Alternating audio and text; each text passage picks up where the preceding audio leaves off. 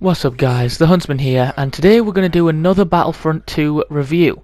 It's been a whole year since I did my last one, and with this recent spike in popularity I figured I would take a look, see what's changed, and maybe show off a few new skills that I have gained since the last time you guys have seen it.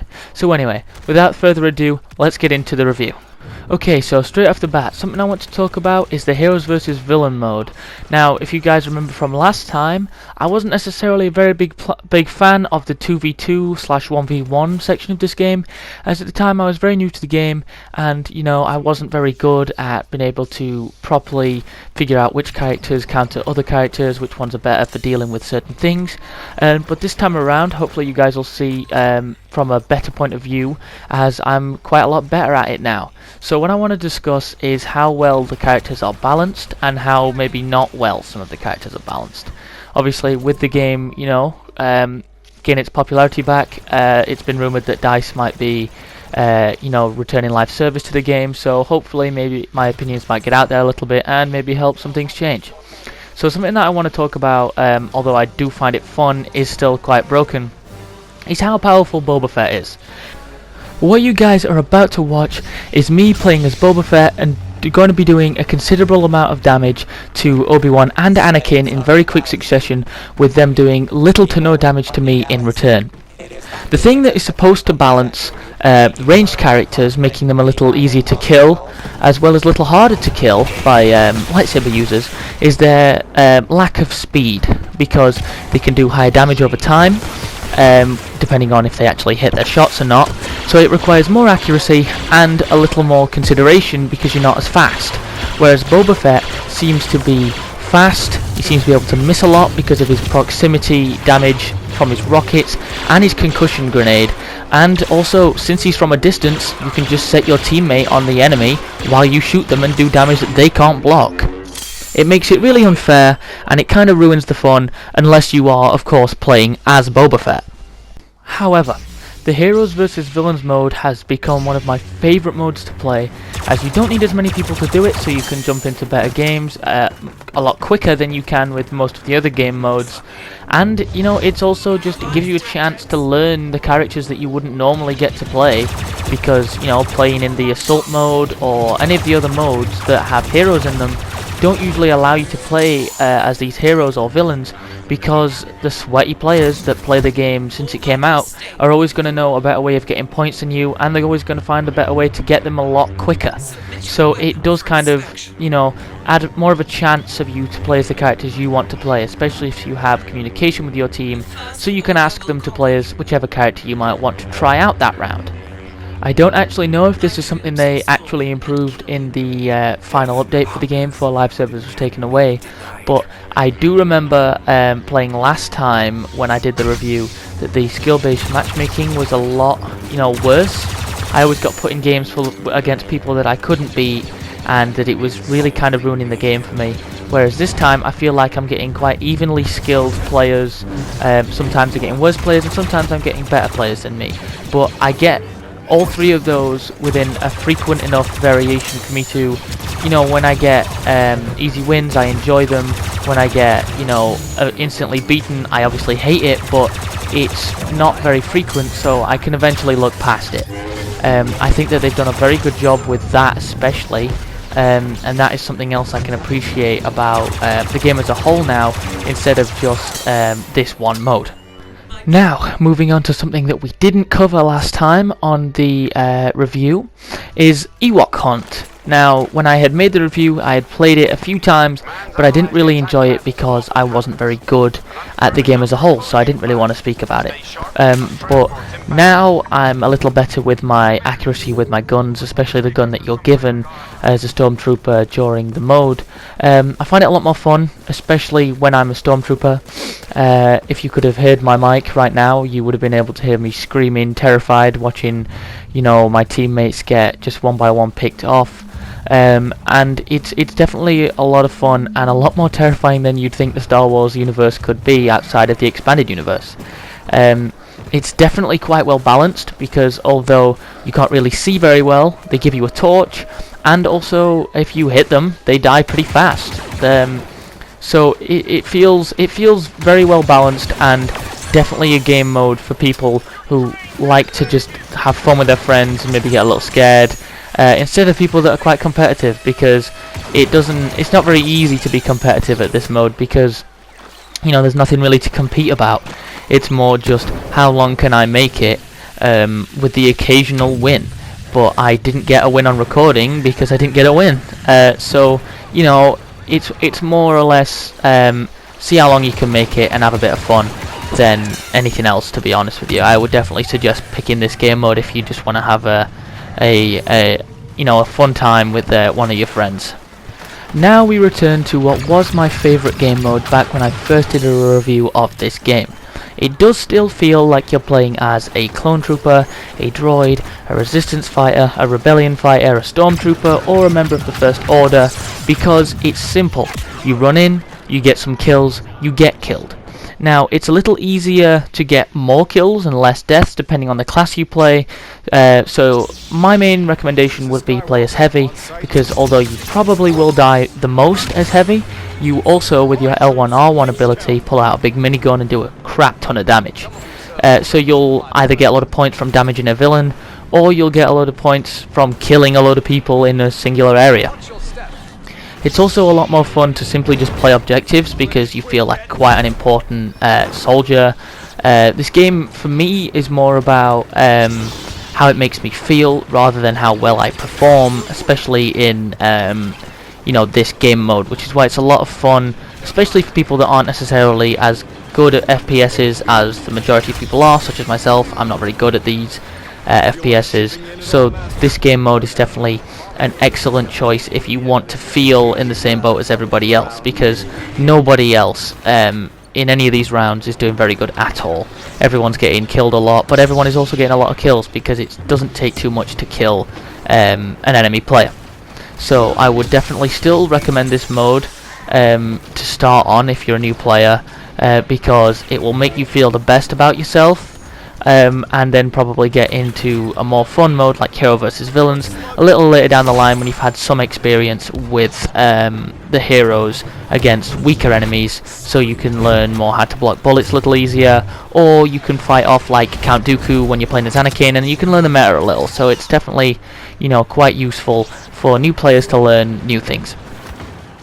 Here we return to the PvE mode. Now, in my last review I told you guys that this was an excellent way of making easy XP for any of your classes, including your heroes, your villains, and just the basic foot soldiers that you'll be using to try and upgrade those characters. It's an easy way of getting XP. It doesn't dampen your XP at all, so it's an excellent way to start off. You have a lot of fun playing as whatever character you can play as, because it feels like the AI are perfectly leveled for you. You'll be dying a lot less than in normal PvP, so you'll be feeling like you're actually more than just like a random soldier, and you've got like some sort of story to you or whatever. And it's all just a lot of fun to play as Luke Skywalker tearing through some actual stormtroopers, and it's just a bunch of fun. The only criticism I would have for this mode is its matchmaking in the way of teammates, because sometimes you'll be put with people that are a little too scared to play PvP, so you'll have people that are really, really good at the PvE, but it's really apparent that all they ever play is the PvE, because they've got like strats of getting to 4,000 points quicker than anybody else, so they can pick the character that they want, and it'll often be the character that you want, because depending on the side you're playing, that character will be the best person for this PvE, and they'll always 100% get it, and they'll just run around, and then they'll get all the kills in the game, and they'll pull MVP. Now, luckily that didn't happen.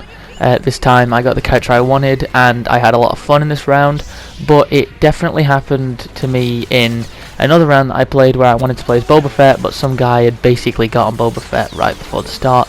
So that is something to watch out for. But if you've got a full squad of four guys that you're going to be able to talk to each other about who's getting what, and the likelihood is not all of you are going to be probably around the same skill, so it's really going to be like you actually have a chance of getting the character you want. This is definitely a mode that I would suggest for you to play if you're just starting and you really want to level your characters up. So yeah, definitely go for the PvE section, but take note that not all characters are available in PvE. You have to pick a certain era of Star Wars to fight in, and you also have to pick what side you're on. There is a category where you can roll any, but you have to press a separate button for that, and sometimes it's quite easily missable. So yeah, some things are quite hidden, but other than that, this game mode is probably my favourite besides Heroes vs Villains, because you get to play as a hero more frequently, and you feel pretty powerful most of the time. Okay guys, so the last mode that we're going to be looking at is the 4v4 Hero vs Villains. Now this, in my opinion, is easily the worst mode in the entire game, which might sound strange considering that my favourite mode in the entire game is the 2v2s Heroes vs Villains. But that is because in the 2v2s there is a form of strategy. You learn your enemies, and you predict who they're going to play, and you play people to count them. Whereas this mode is just throwing people around with the Force, or if you're on the dark side, playing as the Emperor and just stealing kills off of your teammates who hate you. It's a really boring game mode to play. I mean, I'm watching back the recording now as I'm doing the voice overlay, and I honestly can't really tell what's going on. All I can see is that I'm just running around, throwing people around, and then not really getting the kills. Like, the Emperor Palpatine just got stuck in a tree, and like now he's gonna start shocking me in a minute, and it's just really chaotic, and the game is really difficult to enjoy. I mean, yeah, Anakin Skywalker talking about doing references to the prequels, while I'm playing as Luke Skywalker from Tatooine, throwing people around, and it's all just a bit weird, and there is no strategy, there is no skill to it, because you can be halfway through fighting somebody, and then you get jumped by Sprinkle Fingers who's gonna, like, paralyze you, and you're gonna get killed. And I can't see how anybody would personally enjoy this mode because of how frustrating it is. You feel constantly rushed to, kill somebody, so you're not taking the time to actually play strategically and make sure that you survive, because you don't really care about surviving, you care about getting the kills, considering that this mode isn't about surviving like 2v2s, but this is about getting 35 kills altogether before the enemy does. So it kind of feels way less like a Jedi and a Sith fighting, and more like a bunch of kids playing Star Wars, and that's what kind of ruins this game mode for me. The fact that if you look when I'm playing, my camera is shaking around like crazy because I'm constantly checking my back, constantly seeing where I am. I don't know who's who, I don't know where everybody is, and everyone on my team's just dying because Captain Sprinklefingers over here is jumping people and killing them straight away, and then he just runs away.